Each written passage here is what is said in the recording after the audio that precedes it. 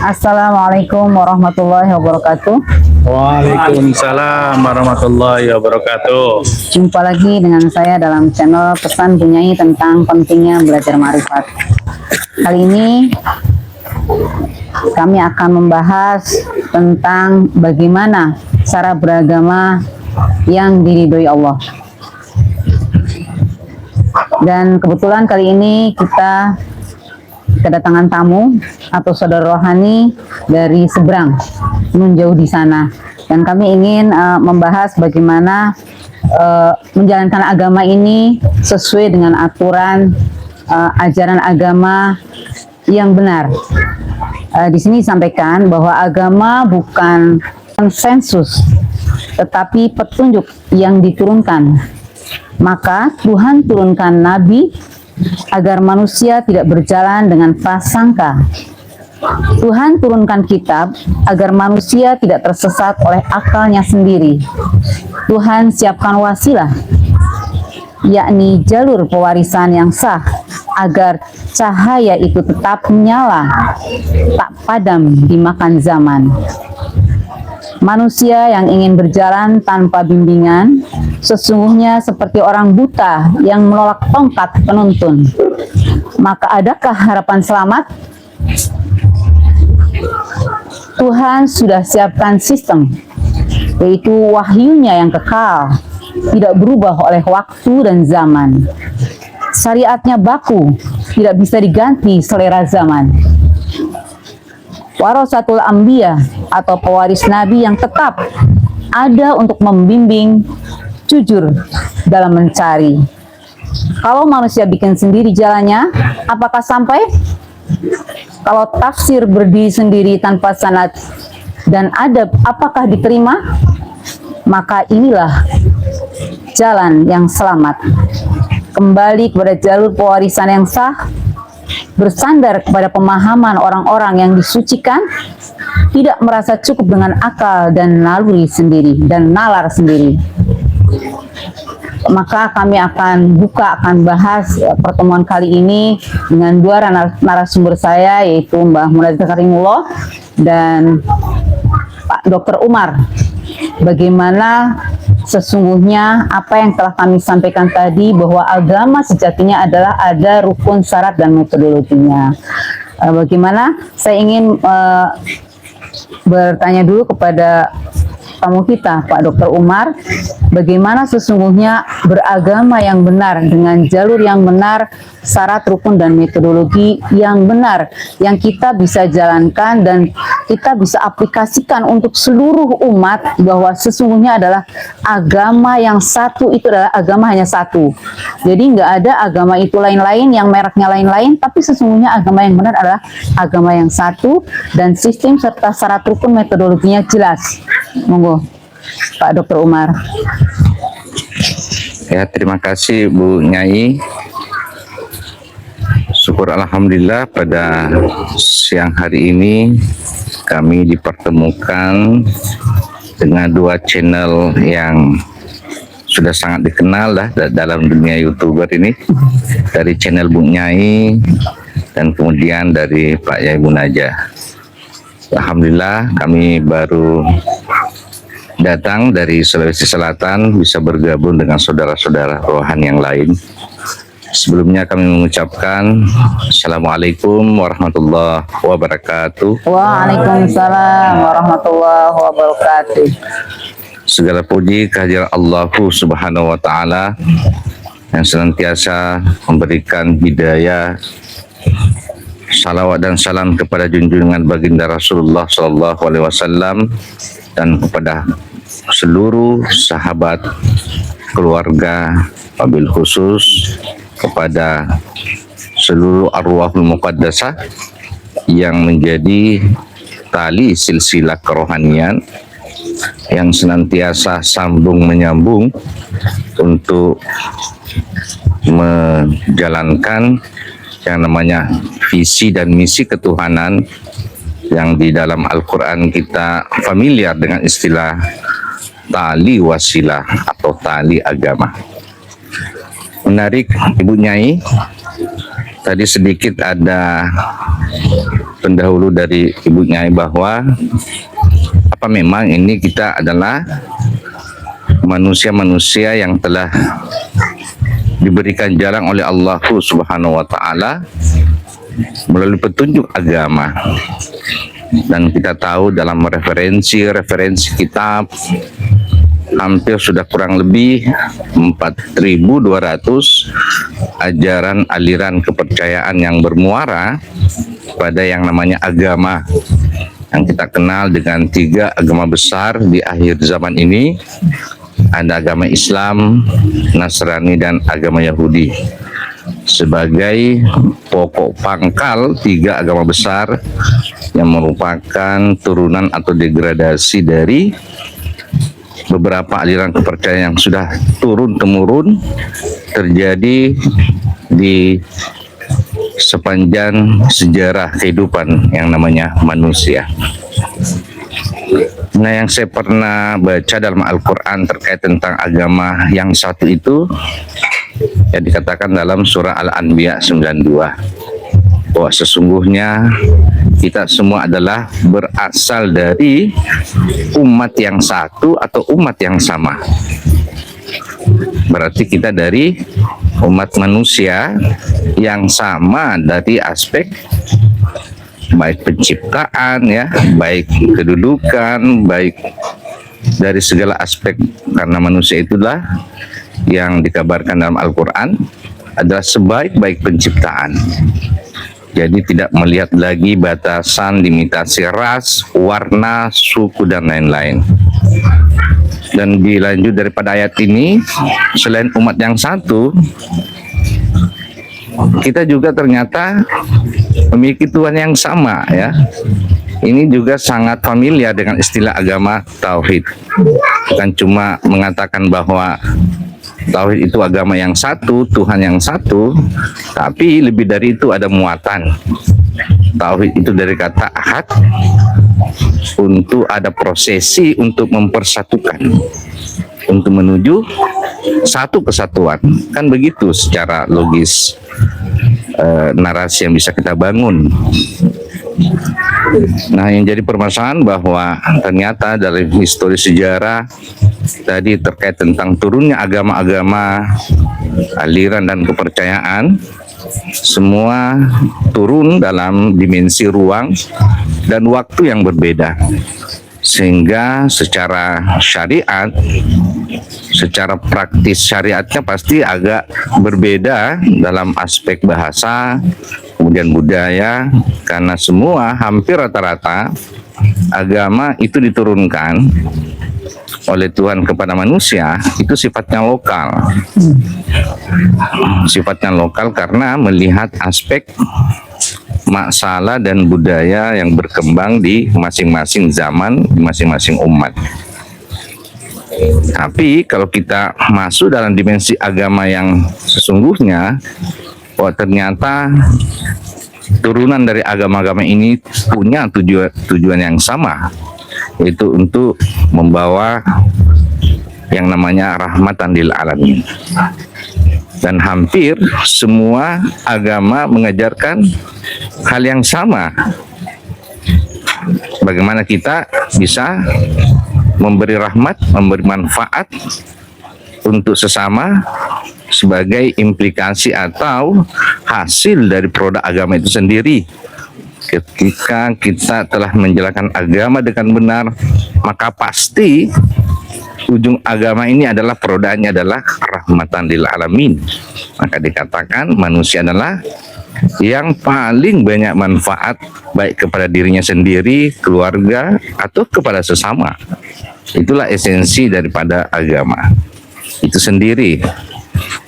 Nah, yang jadi persoalan sekarang adalah terutama kita ini memasuki akhir zaman. Kita melihat konflik sekarang, begitu banyak konflik horizontal lintas ras, terutama terkait tentang konflik agama, sehingga sampai hari ini mulai dari sejak agama diturunkan sampai di akhir zaman perdamaian dan kebermanfaatan manusia itu belum sepenuhnya terjadi. Artinya apa? Bahwa agama belum diperankan pada porsi ketuhanan yang diperintahkan oleh Allah kepada para utusannya, para rasulnya, sehingga bisa kita rasakan apa dampak implikasi agama sejauh ini. Perang sampai hari ini pun tak pernah putus-putusnya. Perang dunia pertama, kedua, sampai sekarang sudah sangat diprediksi akan terjadi namanya perang dunia yang ketiga atau khusus di akhir zaman ini. Berarti Anda petik, ini bisa kita ambil hikmahnya.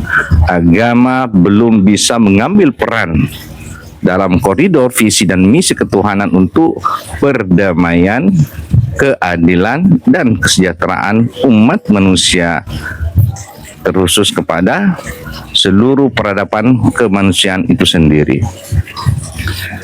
Nah, Bu Nyai tadi ditanyakan terkait tentang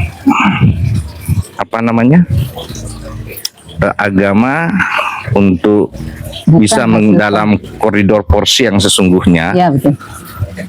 Nah, kalau kita kembali kepada agama dalam konteks ini, Islam sebagai agama yang terakhir, ya, dikatakan, diajarkan bahwa sesungguhnya Islam itu adalah rahmatan lil alamin. Artinya apa? Bahwa Islam sebagai sebuah agama yang terakhir turun, yang disebut sebagai agama samawi, secara syariat, secara koridor, secara sistem, metodologi, sebenarnya sudah finish. Finishnya di mana? Bahwa sudah terjadi yang namanya visi agama itu sendiri secara personal. Adanya utusan yang sudah mencapai yang namanya maqam arwahul muqaddasah, yaitu turunnya Nabi Muhammad SAW yang dirangkai dengan peristiwa Isra Mi'raj. Ini adalah peristiwa besar dalam kehidupan umat manusia, terutama umat beragama, bahwa prosesi Isra dan Mi'raj ini adalah proses di mana seorang manusia yang secara makam keagamaan, makam kerohanian itu sudah mencapai makam yang sempurna di sisi Allah Subhanahu wa taala. Makanya disebutkan bahwa di dalam diri Rasulullah Nabi Muhammad itu ada uswatun hasanah yang harus kita contoh. Nah, yang menjadi persoalan hari ini, bagaimana sih sebenarnya profil atau potret agama yang dibawa oleh Nabi Muhammad yang sesungguhnya? Saya mungkin Bunyai tertarik dengan ayat Al-Imran 102. Saking pentingnya ayat ini, hampir untuk umat Islam ini di setiap khutbah Jumat itu sering dibacakan para khatib. Ya ayyuhallazina amanu ittaqullaha haqqa tuqatih wa la tamutunna illa wa antum muslimun. Satu ayat yang sangat singkat, padat, tapi muatannya sangat multidimensi. Karena ini ada syarat muatan tahap-tahap beragama. Tadi Bunyai menyinggung sejauh mana agama sih sebenarnya itu sampai kita bisa yang namanya ma'rifatullah. Sebagai puncak kerohanian manusia yang beragama. Nah, saya rasa kita tidak perlu jauh-jauh, ini tahapan beragama.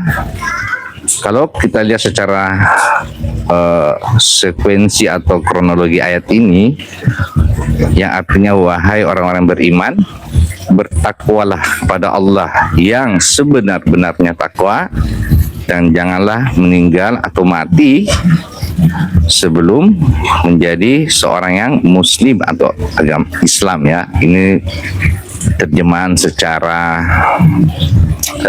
umum. Nah, sebenarnya kalau kita melihat secara literasi kata dari ayat ini ada kata-kata iman, ada kata-kata takwa, dan kemudian ada kata-kata muslim yang dibahasakan adalah Islam. Nah, ini secara tekstual. Tapi ketika kita membedah atau mendalami makna tersirat atau yang biasa dalam sekolah kami itu istilahnya apa sih makna kodim ya daripada ayat ini, ternyata Masya Allah luar biasa. Ini selain ayat-ayat tersuratnya secara mushaf, tapi mengandung makna kodim yang begitu mendalam. Nah, dari ayat inilah maka muncul istilah bab agama itu, ada bab Islam, kemudian ada bab iman, dan kemudian ada bab ihsan. Nah, dari ayat ini mendudukkan bab-bab keagamaan, bab-bab secara teori ini terbagi dari tadi ada iman, ada Islam, ada Ihsan. ihsan ya. Nah, ini menarik karena banyak yang menafsirkan ayat ini secara sekuensi atau secara urutan, bahwa kalau beragama itu beriman dulu, Ya. kemudian takwa, kemudian Islam ya. Karena melihat urutan katanya itu kalau kita membaca secara terjemahan tersurat atau terjemahan secara zahir. Tapi ternyata dari sekolah ini kami Masya Allah luar biasa. Dengan pengalaman sekolah ini kami mendapatkan begitu banyak makna arti tersirat yang kami sebut dengan ayat-ayat kodimnya. Disinilah terkuak ya makna tersirat bahwa bagaimana sih itu bab Islam, bab iman, dan bab ihsan itu sendiri. Nah, ini yang menarik karena bab Islam itu sendiri setelah kami masuk di sekolah ini luar biasa ya, sangat jauh berbeda dengan apa yang kita pahami selama ini yang diajarkan oleh para alim-alim, para asatis, terutama juga dari sekolah-sekolah keagamaan terkait tentang Islam atau bab Islam itu sendiri. Nah, dalam agama kita kan ada syarat dan rukunnya sebagai prasyarat. Kalau kita tidak memenuhi ini, maka sudah pasti kita tidak bisa masuk atau tidak bisa beradaptasi dalam agama itu sendiri. Nah, kita mulai dengan bab Islam ya.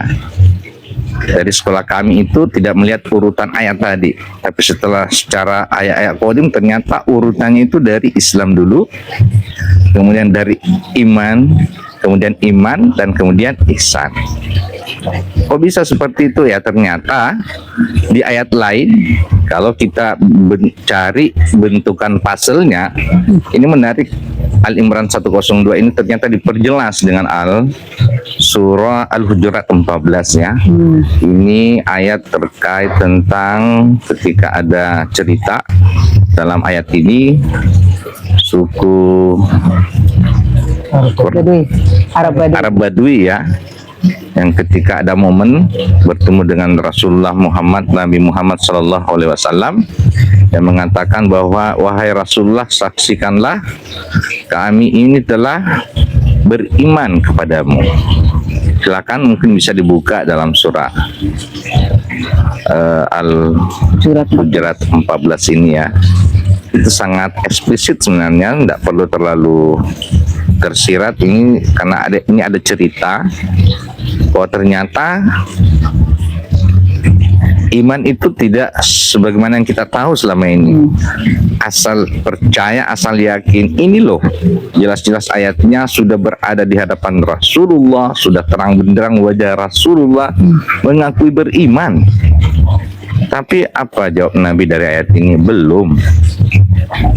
Ini argumentasi bahwa ternyata iman itu bukan sekedar percaya dan yakin. Gimana tidak yakin percaya, itu sudah di hadapan Nabiullah Muhammad ya. ternyata itu belum disebut sebagai beriman karena syarat rukunnya belum memenuhi. Nah, makanya disebut dalam ayat ini kamu belum masuk dalam tahapan atau kategori orang yang beriman, tapi disebut sebagai orang yang baru berserah diri.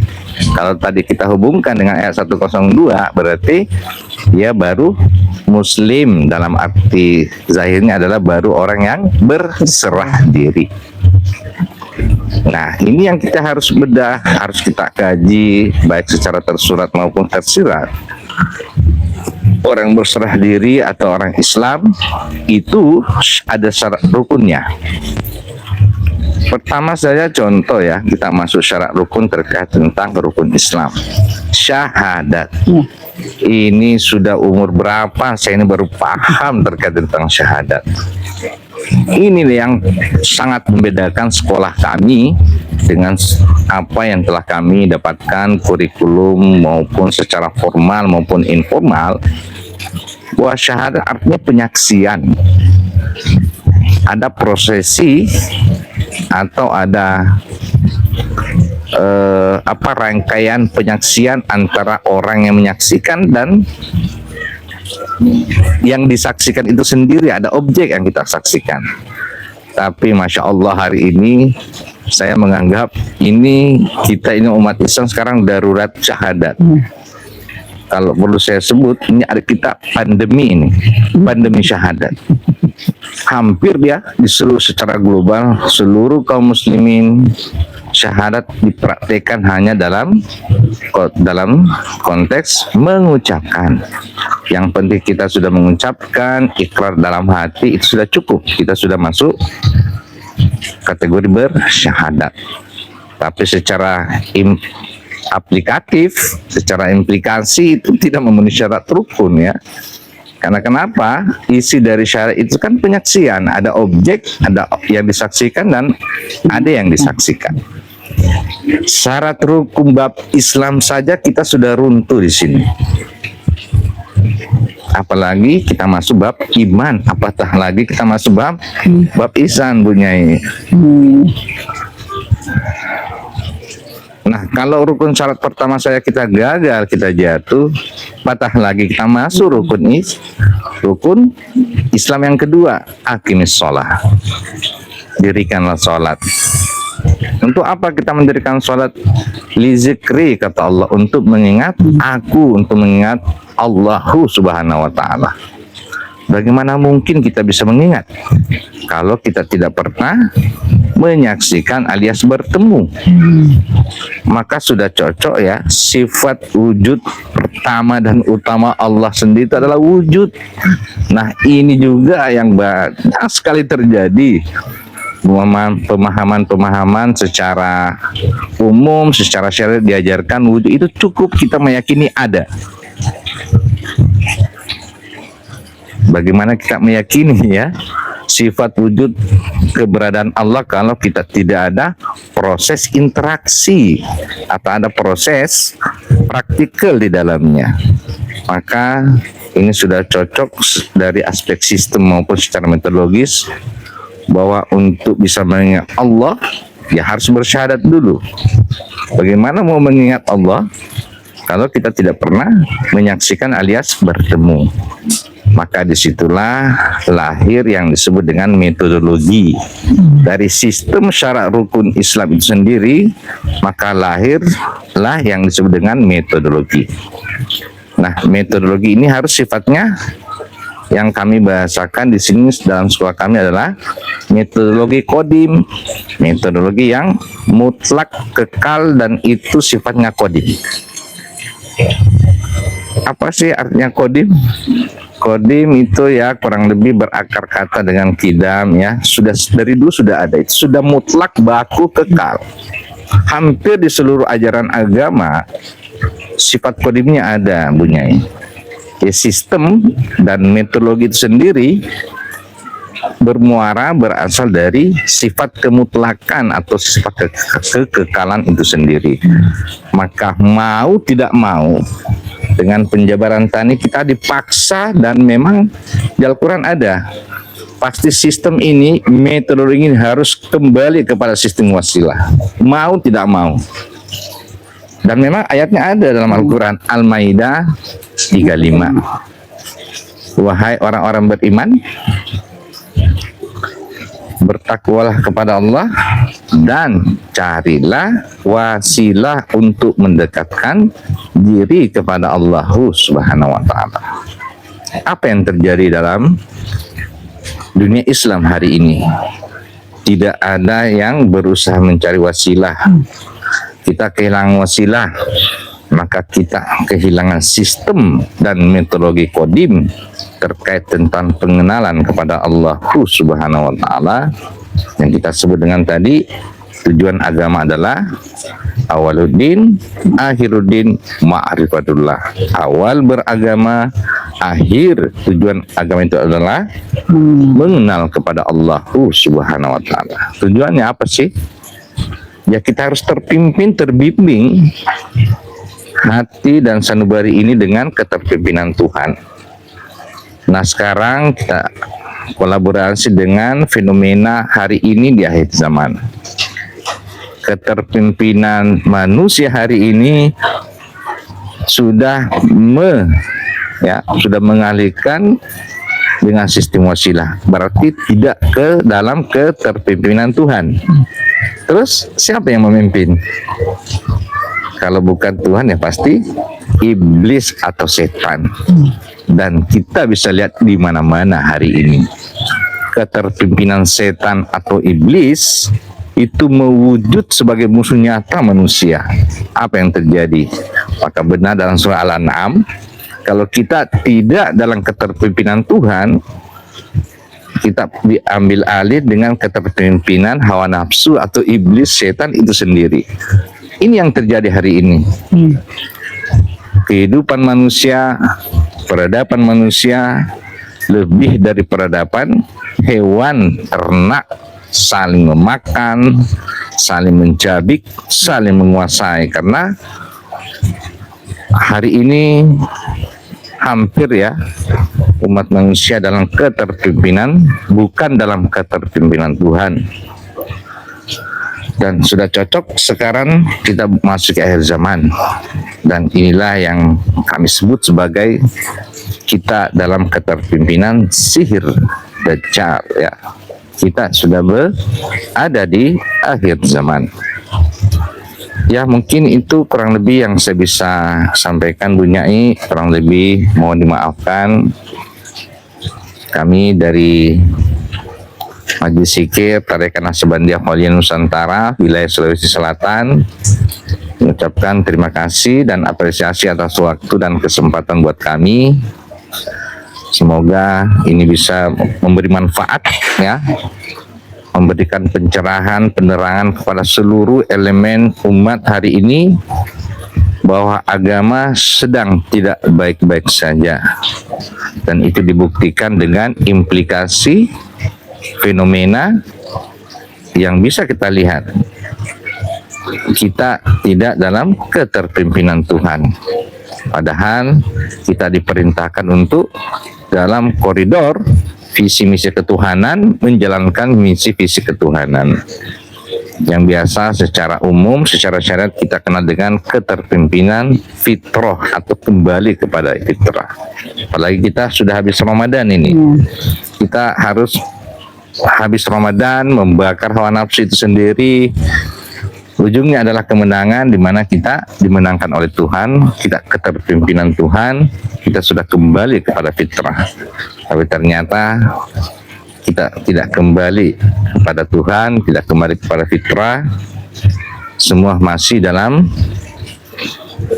bukan dalam keterpimpinan Tuhan. Itulah pentingnya kita belajar ilmu ma'rifatullah. Mungkin itu saja, Bu Nyai. Sekali lagi mohon maaf atas kekurangan. Kurang lebih mohon dimaafkan ya. Assalamualaikum warahmatullahi wabarakatuh. Waalaikumsalam warahmatullahi wabarakatuh. Demikian tadi disampaikan oleh pimpinan Majelis Taklim Thariqah Naksabandiyah Walidiyah Nusantara cabang Sulawesi Selatan yang sudah begitu gamblang, sudah begitu panjang, yang intinya tadi bahwa beragama sejatinya adalah rahmat lil alamin dengan sistem dan rukun yang tadi telah disampaikan seperti tercantum dalam surat Al-Imran ayat 102 ya. Kemudian aplikasinya juga sudah disampaikan bahwa harus melalui sistem yang jelas, metodologi yang jelas, sehingga tidak menjadi banyak distorsi atau implementasi dalam kehidupan sehari-hari. Yang kita bisa lihat sekarang adalah bukan memberikan rahmat lil alamin, begitu ya. Jadi sudah cukup masuk ya tadi ya bagaimana memberikan penjelasan beragama yang benar. Saya ingin menyampaikan ingin disampaikan penjelasannya oleh Mbah Munajat Karimullah terkait dengan agama yang dapat memberikan implementasi atau implikasi positif yang sesungguhnya beragama yang benar. Tadi sudah disampaikan dari Ketua Pimpinan Majelis Taklim Thariqah Naksabandiyah Sulawesi Selatan. Kemudian sekarang akan disampaikan oleh Mbah Munajat Karimullah dari Ketua Majelis Dzikir Thariqah Naksabandiyah Nusantara. Ini Mbah Mun, tolong bagaimana step by stepnya yang bisa lebih disimpulkan lagi bagaimana beragama sejatinya yang benar, karena agama sesungguhnya adalah hanya satu.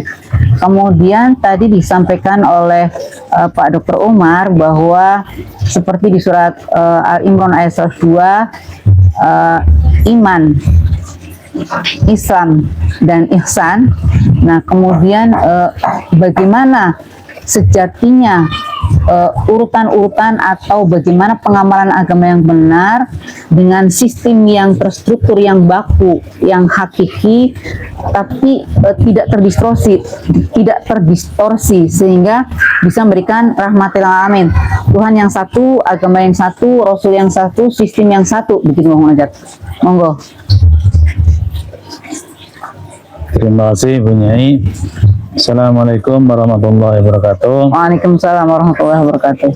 Saya kira pengantar dari Bu Nyai aja sudah Panjang. bisa menggambarkan konstruksi beragama. Apalagi tadi yang disampaikan oleh Pak Dr. Umar lebih lengkap lagi. Jadi saya malah dari perspektif mana lagi nih Bu Nyai. Tapi saya coba mengelaborasi lagi tadi apa yang telah disampaikan.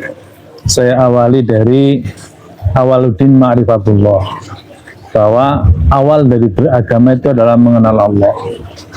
Dan satu hal kami ada di sini tujuannya adalah dalam rangka udkhulu fisil mikafah, melengkapi pemahaman-pemahaman yang sudah ada.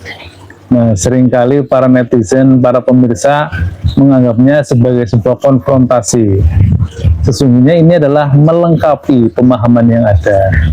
Karena selama ini yang kami pahami, agama sudah turun gradasinya menjadi sekedar pengamalan jasad saja. Itu yang disebut dengan pelaksanaan syariatnya saja, terkait dengan aktivitas fisik atau terkait dengan hukum-hukum fikih. Tetapi hal yang sifatnya ruhaniyah seringkali terabaikan. Menarik tadi mencermati apa itu Awaluddin Ma'rifatullah. Ma'rifatullah dalam perspektif lahiriah atau syariat adalah awal dari beragama dimulai dengan berfungsinya akal rasional kita. Maka dalam syariat orang baru dianggap beragama ketika sudah balik. Karena orang sudah balik dianggap akalnya tuh sudah berfungsi secara normal. Namun setelah sekian lama dan saya melaksanakan agama ini dan agama saya adalah agama Islam, saya mengalami kehampaan, kekosongan. Ketika saya harus mengenal Allah dalam perspektif akal rasional. Karena itu sangat nyata itu tidak kompatibel. Akal rasional itu harus ada pembaca virtualnya, harus ada objek yang diamati, dilihat, didengar, dirasakan. itu harus melalui proses itu, kemudian diolah dalam akal kita, disimpan dalam bentuk memori, dan setiap saat bisa di-retrieval, itulah menjadi bentuk ingatan. Maka menyambung tadi apa yang disampaikan Pak Dokter, hampir tidak mungkin kita sholat itu mengingat Allah ketika selainnya adalah akal rasional. Inilah yang membedakan awaluddin ma'rifatullah dalam perspektif tasawuf, dalam perspektif ruhani adalah mengenal Allah dalam perspektif ruhaniyahnya kita, yaitu berupa kebersambungan ruhani kita ke dalam sistem wasilah. Karena sebagaimana Quran surat Asy-Syura 51, tidaklah mungkin Allah berkata-kata langsung, Allah berkomunikasi langsung dengan hambanya di dunia ini yang beda dimensinya amat jauh. Dari dimensi yang alam maha qadim ke alam realitas itu sangat jauh, tidaklah mungkin. Bahkan sama-sama di alam realitas ini, di alam materi ini, ketika berbeda ruang dan waktunya saja, kita tidak bisa berkomunikasi secara langsung. Misalnya kita ingin berkomunikasi dengan Pak Dokter di Sulawesi, kita harus ada alatnya, alat untuk mentransmisikannya, semisal handphone. Dan saat ini kita juga bisa memberikan informasi melampaui ruang dan waktu. Misalnya saya akan memberikan pesan kepada cucu saya 30 tahun yang akan datang, saya bisa merekamnya dan nanti bisa di-setel ulang pada 30 tahun yang akan datang. Tetapi itu semuanya adalah perspektifnya lahiriah, dan itu tidaklah mungkin menjangkau alam yang lintas dimensional. Sehingga saya selalu dari dulu selalu berpikir nih punya, apakah sholat saya itu sampai ya? Apakah aktivitas yang sifatnya mekanis ini sampai ya? Kan sholat sifatnya hanya gerakan saja. Kemudian doa-doa itu kan sifatnya ucapan, lisan, suara. Apakah itu bisa menembus langit? Apalagi dengan sebentar lagi akan hadirnya artificial intelligence, bahwa kecerdasan bisa dimanipulasi, bisa diduplikasi. Itulah yang kita akan memasuki era robotik. Sehingga akan sulit membedakan manusia dengan robot ketika kita selainnya adalah mekanik. Nah, atas dasar hal tersebut, alhamdulillah saya bertemu dengan ilmu ini, ilmu tentang bagaimana mengajarkan ma'rifatullah, mengenal Allah dari perspektif ruhaniyah. Karena dalam diri manusia ada sebuah entitas yang qadim, maka dia kompatibel dengan alam qadim tersebut. Jadi dalam diri manusia ada entitas qadim, itulah namanya ruh, dan ruh itu kompatibel dengan alam qadim. Nah, sebagaimana tadi Pak Dokter sampaikan, di alam qadim itu ada namanya sistem wasilah, yaitu sistem kebersambungan ruhani manusia di alam dunia ini dengan Allah Subhanahu wa Ta'ala di alam maha qadim melalui adaptor dimensional, yaitu ruhani Rasulullah. Dan itu sifatnya permanen, karena qadim itu adalah baku, kekal, dia ada mendahului alam dunia ini, dan itu sifatnya permanen sebagaimana tadi disampaikan dalam Al-Maidah ayat 35, kemudian Asy-Syura 51, dan banyak sekali ayat-ayat yang mendukung konsep wasilah ini. Nah, lebih lanjut, sistem wasilah di alam qadim itu kan harus bersambung di alam realitas di dunia ini. Fungsi inilah dulu yang mempersambungkan adalah seorang nabi, sehingga nabi mempunyai dua perspektif. Perspektif ruhaniyahnya, dia adalah seorang rasul yang merupakan makhluk ruhani, sisi zahirnya dia adalah seorang nabi.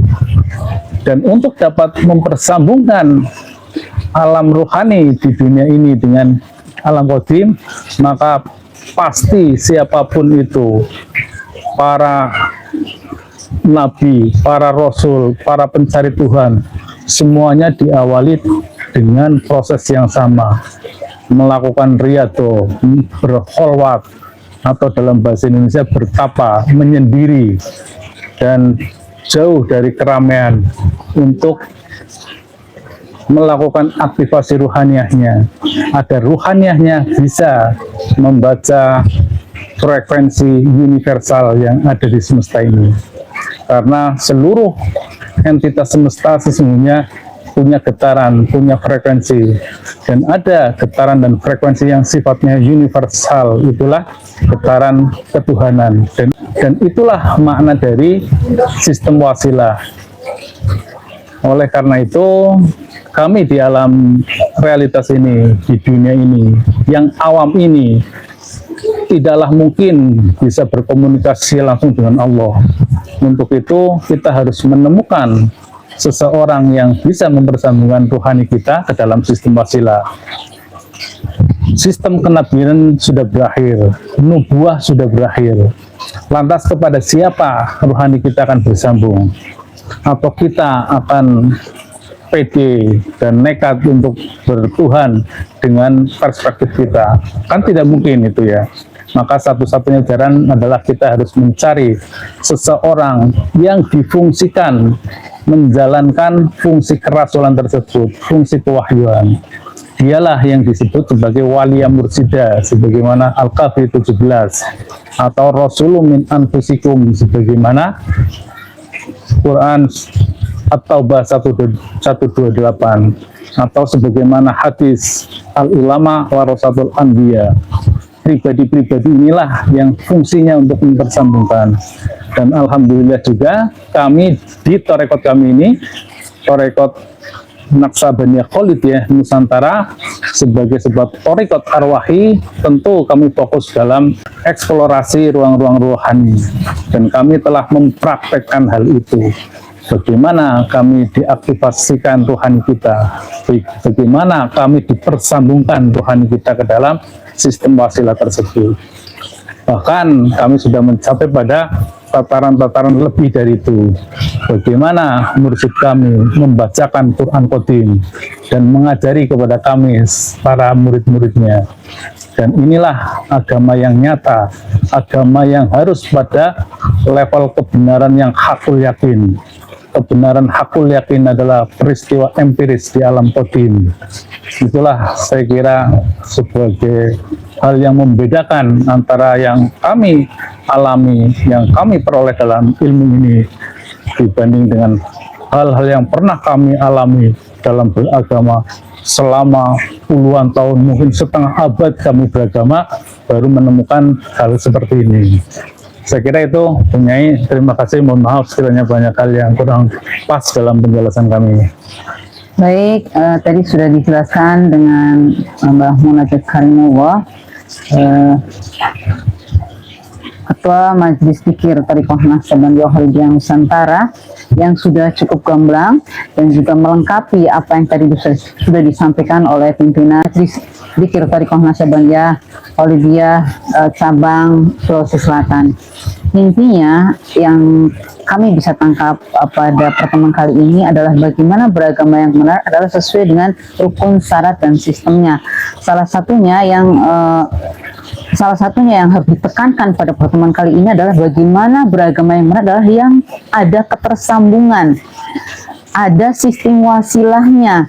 Ini yang mutlak, dan jangan kita beragama merasa benar sendiri yang pada akhirnya banyak sekali distorsi, dan pada saat kami menyampaikan ini adalah murni hanya ilahi anta maksudi warido kamatubi, hanya mengingatkan kita bagaimana kita hanya ingin ridhonya Allah, dan tujuan kami adalah bagaimana kami bisa menuju Allah dengan ridhonya. Salah satunya adalah bagaimana kita juga bisa mengingatkan saudara-saudara kita semua dari agama manapun bahwa inti dari kita beragama adalah ketersambungannya kepada warasatul anbiya. Dalam hadis Nabi, yaitu al-ulama warasatul anbiya, adalah ulama yang waris ya.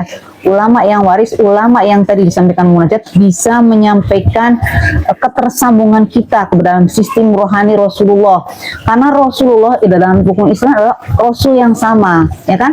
Tuhan yang sama dari agama manapun.